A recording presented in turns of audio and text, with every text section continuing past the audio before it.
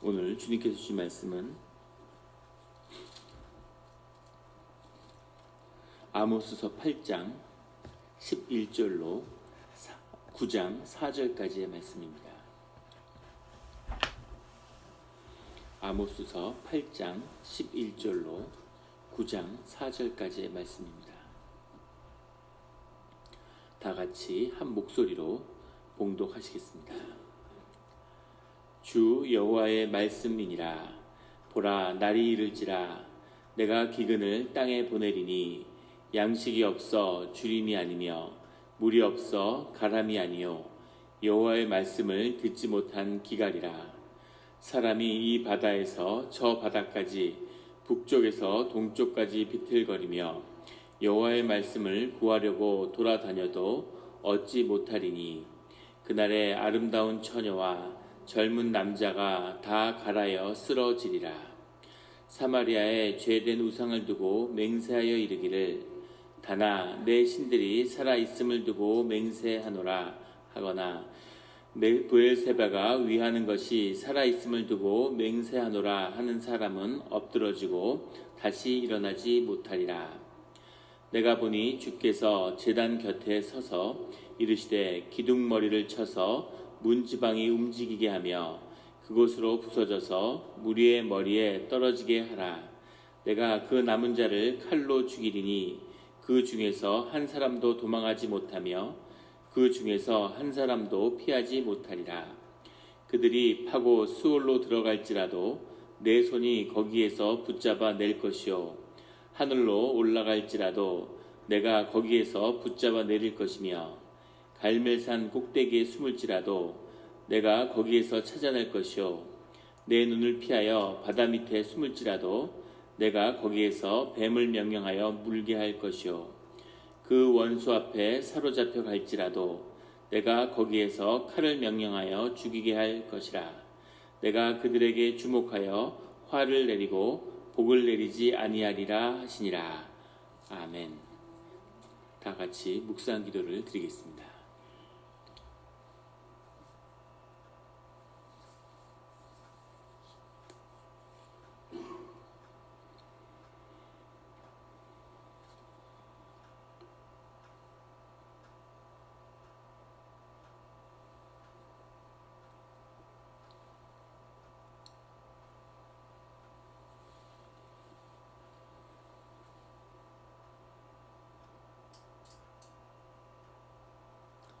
하나님 아버지 감사합니다.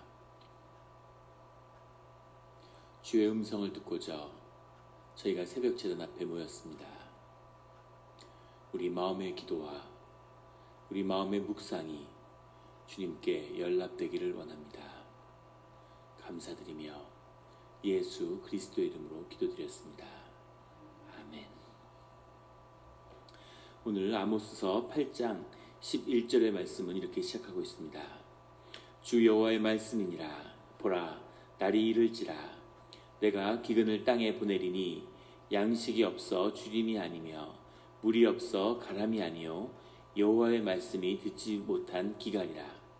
주님이 이 땅 가운데 많은 재앙들을 통해서 주님의 징계를 이루시는데 그 가운데 마지막에 나오고 있는 이 징계의 내용은 바로 여호와의 말씀을 듣지 못하는 기갈, 주님의 말씀을 이 땅에서 거두어 드린다고 하는 것입니다. 그래서 세상이 쇠약하고 악이 승하고 그런 마지막 때에 나타나는 가장 큰 특징 중에 하나는 여호와의 말씀을 듣지 못하는, 하나님의 말씀이 성하지 못하는 그 기갈이라고 할 수 있겠습니다. 여호와의 말씀이 기갈을 겪는다, 여호와의 말씀을 듣지 못한다는 얘기는 하나님의 임재가 소멸하고 하나님의 임재를 우리의 삶의 자리에서 경험하지 못한다는 뜻이죠. 그것이 하나님의 말씀을 듣지 못하는 자리에 나타나는 특징입니다. 우리가 살고 있는 이 시대가 하나님의 말씀의 기갈의 시대죠. 하나님의 말씀을 듣지 못하고 하나님의 말씀을 임하는 곳을 찾기 어려운, 그것을 동쪽에서 서쪽 끝까지 찾을지라도 얻지 못한다. 12절에는 사람이 이 바다에서 저 바다까지 북쪽에서 동쪽까지 여호와의 말씀을 구하려고 돌아다녀도 얻지 못한다, 이렇게 말씀하시죠. 한 20년 전까지만 해도 무슨 이렇게 하나님의 말씀이 살아있고 말씀을 사모하고 어떤 말씀을 들으러 다니고 뭐 7, 80년대에 그런 부흥에 대한 기억들은 더 말할 것도 없겠죠. 그런 말씀이 흥황하던 시절이 있었는데 지금은 정말 말씀이 귀한 시대가 됐습니다. 말씀이 살아있거나 또는 그런 말씀을 청하여 듣는 사람도 또 말씀을 전하는 자도 찾기 어려운 그런 말씀의 기갈의 시대를 겪고 있죠. 그런데 이것은 단순히 하나님의 말씀을 듣지 못한다는 데 끝나는 것이 아니라 하나님의 임재가 소멸하고 나면 그 다음부터 본격적인 세상의 모든 것이 좋아 보이던 모든 것, 아름다워 보이던 모든 것이 다 재앙으로 변하는 그 일들이 시작되는 전초라는 겁니다. 그런데 말씀의 기근이 있을 때 그것이 얼마나 무서운 재앙인지를 사람들이 알지 못하는 거죠. 말씀을 사모하지 않고 말씀이 주시는 그 힘을 알지 못하는 자들에게는 말씀의 기갈이 무엇인지를 알지 못하는 겁니다. 말씀이 소멸하고 나면 그 다음에 세상의 모든 것이 전부 재앙과 징계로 변하는 그 일들을 경험하게 되는 거죠. 말씀이 기갈인 시대에 말씀을 돌이키고 말씀을 사모하며 말씀을 강구하는 자들에게 하나님의 말씀이 임하는 그 일들이 다시 회복되는 이 땅이 되기를 예수 그리스도의 이름으로 축원합니다. 이렇게 새벽에 말씀을 사모하는 마음을 가지고 기도하는 자리에 나오는 것, 이런 사람들이, 이런 주의 자녀들이 끊어지지 않는 이것이 사실은 말씀의 기갈의 재앙으로부터 세상을 지키고 있는 것이죠. 그래서 귀한 것입니다. 그것이 소멸됐을 때 어떠한 것인지를 사람들이 상상하지 못하는 거죠. 늘 말씀을 붙들고 그것을 품을 수 있는, 또 하나님의 말씀을 받는 그런 성도님들과 이 자리가 되기를 예수 그리스도의 이름으로 축원합니다. 13절에 그날에 아름다운 처녀와 젊은 남자가 다 갈하여 쓰러지리라. 비유적인 표현이지만 아름다운 처녀와 젊은 남자는 그 기운이 왕성한 사람들이죠. 삶의 기운이 아주 왕성한 사람이라 할지라도 말씀의 기갈 끝에는 견디지 못할 것이다 라고 말씀하고 있는 겁니다. 노인이나 병든 자나 이런 사람들은 더 말할 것도 없겠죠. 가장 그런 삶의 에너지가 넘치는 사람조차도 견딜 수 없는 그런 삶의 자리다, 이렇게 말씀하고 계시는 거죠. 그럼 왜 여호와의 말씀이 이렇게 기갈을 걷고 사라지게 되었는가에 대한 답을 주님이 하시는 겁니다. 14절에 나오는 사마리아의 죄된 우상을 두고 맹세하여 이르기를 다나 내 신들이 살아있음을 두고 맹세하노라 하거나, 다나 하는 것은 사마리아 이 이스라엘에 세운, 여로보암이 세운 제단을 세운 그 단을 의미하는 거죠. 이 단에다가 금송아지를 세워서 우상을 숭배했던 그것을 지칭하는 것입니다. 부엘세베가 위하는 것이 살아있음을 두고 맹세하노니, 부엘세베가 위하는 것, 정확한 원문의 뜻은 부엘세베로 올라가는 길입니다. 부엘세바로 가는 길이라고 하는 건 아합 왕이 부엘세바에 세운 아세라와 바알상을 지칭하는 것이죠. 그것이 살아있음을 두고 맹세하노라 하는 사람은 엎드러지고 다시 일어나지 못하리라.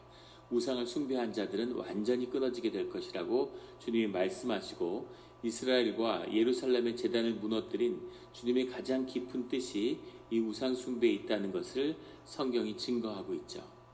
그런데 우리가 늘 여기서 착각하면 안 되는 것은 이 금송아지를 세운 단도, 또 아세라와 바알상을 세운 아세라도, 아세라와 바알상을 세운 부엘세바도 특별히 야훼 신앙과 구별되는 그런 이단 숭배를 하겠다고 세워진 것이 결코 아니라는 겁니다. 여호와를 오직 섬기는 그 제단 가운데 세워진 거죠. 하나님을 섬기는 그 모습 가운데 하나로 세워진 거죠. 하나님은 보이지 않는데, 하나님의 말씀을 들을 수 없는데, 하나님의 형상도 볼 수 없는데, 그런 하나님을 볼 수 있고 우리의 경험 가운데서 만날 수 있는 하나님을 추구하는 거죠. 그 하나님의 모습으로 드러난 것이 황금송아지고, 그것이 아세라상이고, 그것이 바알신앙인 거죠. 하나님 안에서 오직 번영과 축복만을 기다리고 고난은 외면하고 오로지 축복만을 받겠습니다 하는 것이 바알 숭배로 나타난 거죠. 바알이든 아세라든 황금송아지든 전부 다 야훼 신앙 안에 들어와 있었다는 겁니다. 그것이 재앙의 시작이 되는 거죠. 오히려 다른 민족들이 대놓고 그냥 우상을 숭배한 것보다 이 이스라엘과 예루살렘에 범죄한 이 신앙을 하나님은 더 아파하고 그것이 더 깊은 범죄가 되는 거죠. 하나님을 잃어버리게 만드는, 하나님의 말씀이 소멸하게 된 주된 원인이 바로 이 우상 숭배에 있었다는 것을 주님이 거듭 말씀하고 계십니다. 하나님을 온전히 믿는, 하나님을 하나님으로서 받아들이고 경험하는, 보이지 않고 듣지 못할지라도 믿음으로 하나님께 순종하는 우리 성도님들이 되시기를 예수 그리스도 이름으로 축원합니다. 9장 1절에 내가 보니 주께서 제단 곁에 서서 이르시되 기둥 머리를 쳐서 문 지방이 움직이게 하며 그곳으로 부서져서 무리의 머리에 떨어지게 하라.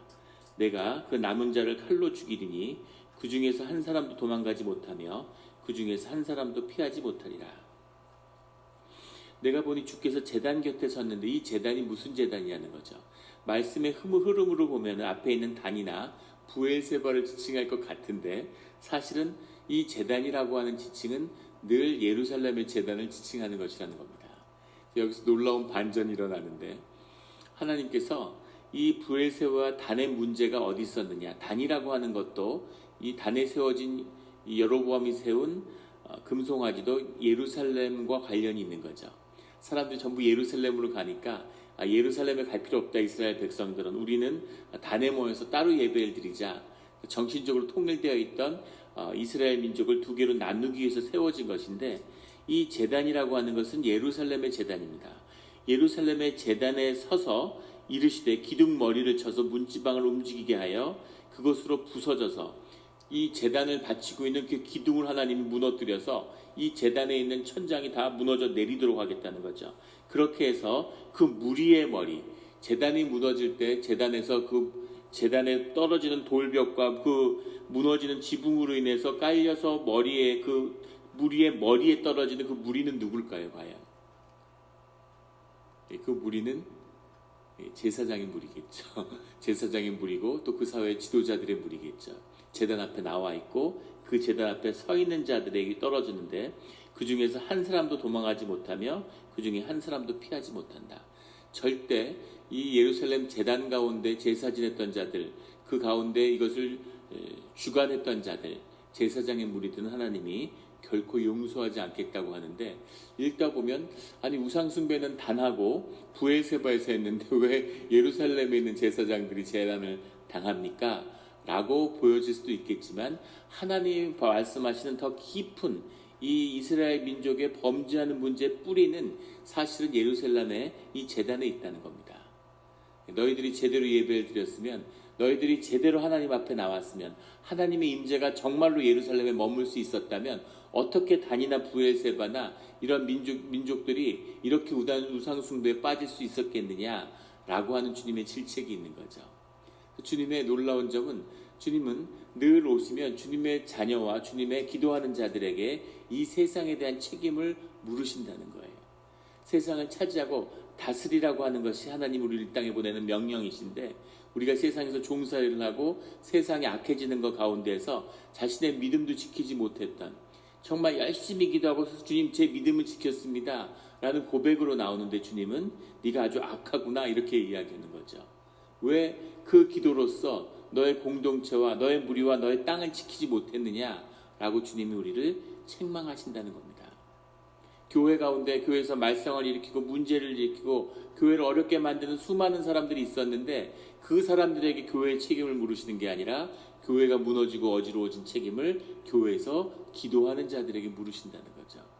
이것이 주님이 우리를 인도하시는 길의 방법이라는 겁니다. 그게 늘 어렵죠. 하지만 주의 고난을 받는 자들 가운데 주님의 뜻을 아는 자들 가운데 주님의 말씀을 받는 자들 가운데 주님이 그 뜻을 행하신다는 것. 늘 기도하는 자들이 온전히 기도해야 하고 예배하는 자들이 온전히 예배해야 되는 거죠. 세상이 얼마나 악하냐의 문제가 아니라 교회가 얼마나 주님 안에서 반듯하게 서 있느냐, 온전한 예배를 드리느냐 하는 것이 주님이 이 땅을 바라보시는 중요한 아주 핵심적인 그런 주님이 바라보시는 점이라는 점입니다. 그거를 우리가 늘 기억해야 돼요. 교회가 온전히 서 있다면, 예배가 온전히 서 있다면, 우리가 기도하는 자리에 서 있다면 세상에 문제될 것이 없는 거죠. 세상이 악한 것이 문제가 아니라 교회가 온전치 못한 것이 문제였다는 것을 주님이 말씀하시는 겁니다. 그 재앙이 예루살렘의 제단에 임하는 거죠. 그 재단이 임할 때 한 사람도 도망하지 못하는데 얼마나 철저한 주님의 징계가 임하냐면 2절에 나오는 그들이 파고 수올로 내려갈지라도 땅 밑으로 내려가서 지옥으로 갈지라도 하나님이 거기서 붙잡아낼 것이요 하늘로 올라갈지라도 내가 거기서 붙잡아 내릴 것이다. 어디도 숨을 곳이 없다 이렇게 말씀하시는 거죠. 3절에 나오는 갈멜산 꼭대기에 숨을지라도 내가 거기서 찾아낼 것이요 팔레스타인의 가장 북쪽에 있는 이스라엘의 북쪽 경계에 있는 산이 갈멜산인데 여기 이 갈멜산이 저희 동네에 있는 그 카멜 마운틴입니다. 카멜산이 갈멜산이죠. 우리 이쪽에 산타크루즈에 가면 마운틴 헐몬이 있어요. 헐몬산이. 여기 처음 왔던 프란시스코스 그 선교사들이 이 카멜 도시를 개척했는데 그래서 갈멜산도 만들고 헐몬산도 만들고 헐몬산과 갈멜산 사이에 우리 몬트리올가 있는 거죠. 아주 영적인 땅입니다. 또 그런 선교와 수도를 위해서 만들어진 땅이고 그 정신이 꼭 회복되기를 예수 그리스도의 이름으로 축원합니다. 이 갈멜산은 사실은 그렇게 높은 산은 아니라고 해요. 가본 분들도 의하면 사실 높지 않답니다. 근데 굉장히 높아 보이는 이유가 뭐냐면 완전히 밭에 있는 평지로 이렇게 가다가 갑자기 산이 한 1000m 솟기 때문에 그 뉴멕시코, 유타 이런 데 가면은 해발이 하도 높아서 3000m 되는 산도 높아 보이지 않죠. 2500m에서 보니까 3000m도 뭐 동산같이 보이는 거죠. 그런데 평지에서 보면 1000m짜리 500m짜리 산도 엄청 높아 보이는 거죠. 그런 것 때문에 사실은 갈멜산이 높은 산은 아닌데 밭으로 가다가 갑자기 나타나서 굉장히 높아 보인다고 해요. 갈멜산이 높아 보이는데 이 갈멜산의 특징은 그 산에 잡목과 이런 그 가시덤불 같은 게 아주 우거져 있는 그런 산이랍니다. 그래서 이 이스라엘의 역사 가운데 유대의 역사 가운데 많은 사람들이 갈멜산에다가 은신처를 두고 갈멜산으로 도망갔던 이야기들이 나오죠. 역대왕 같은 데 보면 그런 이제 사건들마다 은신처 도망가는 곳이 갈멜산이죠. 그래서 갈멜산 꼭대기에 숨는다는 건 안전한 은신처에 숨었다는 겁니다. 그런데 갈멜산에 숨었을지라도 내가 거기서 찾아낼 것이요 내 눈을 피하여 바다 밑에 숨을지라도 아주 극단적인 표현인데 내가 거기에서 뱀을 명령하여 물게 할 것이다. 그렇게 말씀하시는 겁니다. 4절에는 거기보다 더 나가서 그 원수 앞에 사로잡혀 갈지라도 내가 거기에서 칼을 명령하여 죽이게 할 것이라. 원수에게 붙들려 갔으면 원수가 당연히 죽이겠죠. 그냥 그 자체로 형벌인데 심지어 수월에서도 끄집어내가지고 하나님이 처벌하겠다고 하시는데 원수 앞에 사로잡혀 간 자라 할지라도 내가 거기에서 칼을 명령해서 죽이게 할 것이다. 그들에게 주목하여 화를 내고 복을 내리지 아니하리라 하시니라. 그래서 성령을 거스르고 야훼의 숭배를 더럽힌 자들의 운명이 어떤 것인지 어느 정도 주님이 화를 내고 어느 정도 가혹한 것인지를 주님이 말씀하고 계시는 거죠. 심지어 지옥에 내려간 자도 끌어내서 처벌하겠다. 이 얘기가 사실은 요한계시록에도 나오고 있습니다. 마지막 날 대심판 때 주님이 수월에 계신 자들을 있는 자들을 다 불러내서 다시 심판할 것이라고 말씀하고 계시죠. 그런 대심판의 때가 우리를 기다리고 있습니다. 하나님이 하나님을 온전히 믿는다는 것, 이것이 모든 복의 근원도 되지만 모든 화의 근원이 될 수도 있음을 늘 두렵고 떨리는 마음으로 주님을 바라보는, 주님 앞에 나아가는, 기도하는 교회와 공동체와 세상에 대한 책임을 지는 그런 주의 자녀들로 우뚝 서는 우리 모두가 되기를 예수 그리스도의 이름으로 축원합니다. 같이 기도드리겠습니다.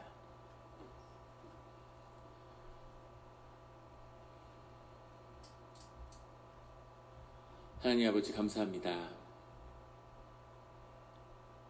주님을 경배하고 찬양하고 예배하는 자리에 서 있지만 혹시 우리가 주님의 이름을 더럽히고 단과 부엘세바로 교회를 바꾼 것이 아닌지 하는 그런 두려운 마음이 있습니다. 주님이 주신 복에 취해서 물질과 번영만을 바라보는 바알 숭배가 우리 한국교회 안에 깊이 들어와 있음을 보게 됩니다.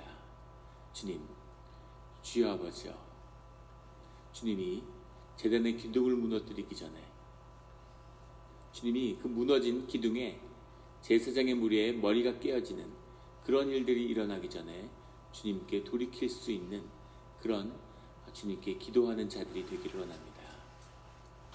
만약에 그렇게 될 수 없다면 주님이 정말 기둥을 무너뜨리고 제단에 그 벽돌 하나 안 남도록 완전히 무너뜨려서 새로운 하나님의 신앙을, 새로운 예수 그리스도를 믿는 십자가의 신앙을 다시 시작하는 그 역사를 꼭 이루어 주시기를 원합니다. 그 일들을 살아서 보게 하여 주시옵소서. 우리가 늘 기도하는 가운데 주님의 말씀이 임하는, 주님의 임재를 임하는 우리 삶의 이 자리, 우리 영락교회 제단이 되게 하여 주시옵소서. 감사드리며 예수 그리스도의 이름으로 기도드렸습니다.